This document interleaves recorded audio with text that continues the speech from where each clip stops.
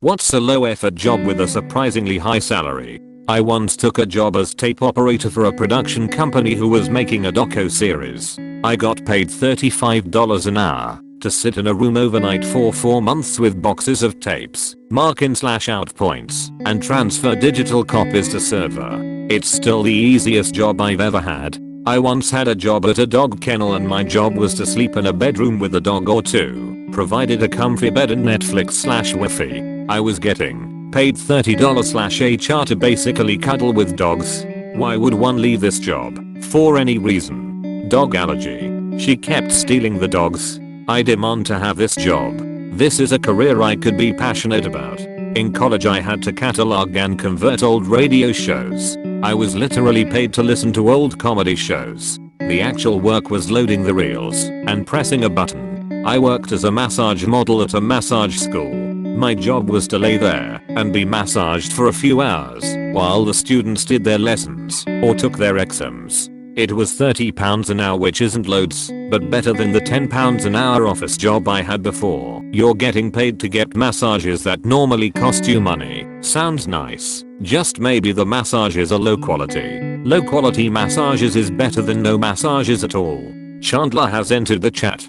Haha, you are the best at giving bad massages. Owning a parking lot. Better yet, pretending to own a parking lot. Not sure where this happened. I think it was the UK somewhere, but essentially some guy started charging people to park in a car park. He went every day for 30 or 40 years and no one ever caught on to the fact that he didn't own the parking lot until one day he just didn't turn up to work. I've heard of this, and I think it is indeed in the UK. The guy's a genius. Lol.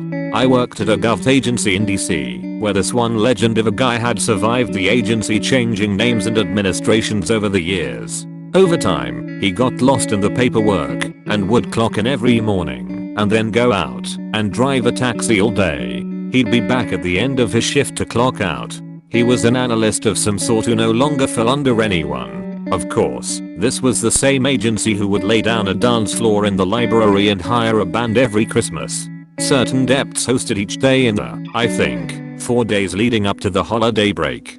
£30 would be a lot. If it was full time, it'd be £62k per year in approximately the top 7% of earners. Not bad for being massaged constantly. Yeah, but sometimes that's the kind of job that can just rub you the wrong way. I think I just found my life's calling. How does one land this job?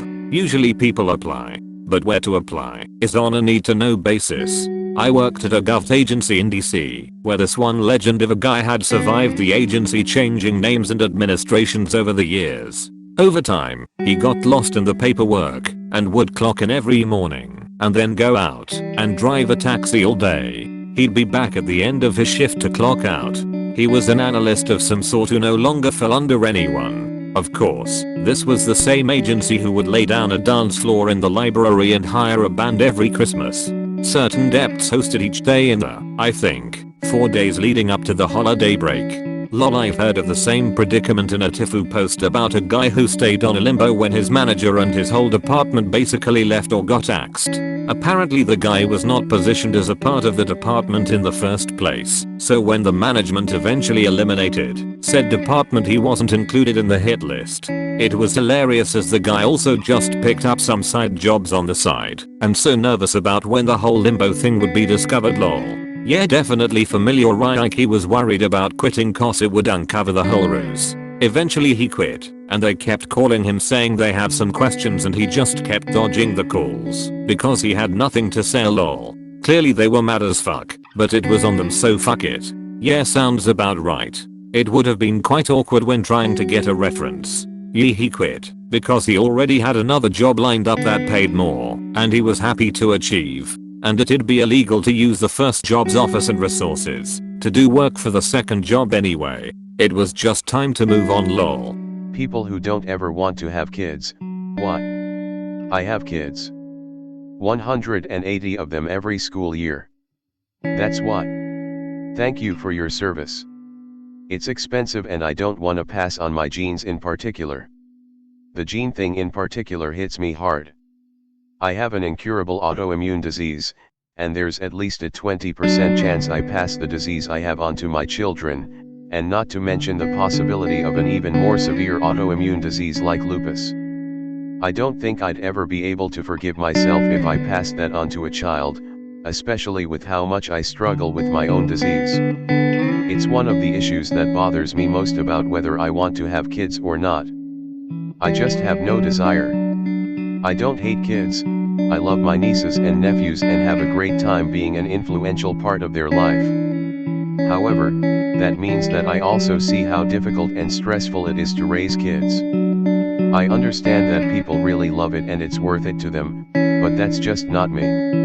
I love my niece and nephew too, but after an entire day with them I really need some peace and quiet. If it's your own kids, you don't get that. So I imagine that but 24/7 and I don't understand how people do it. A few years ago I was still deciding whether I would ever want to have kids until I spent the night at my sister's house.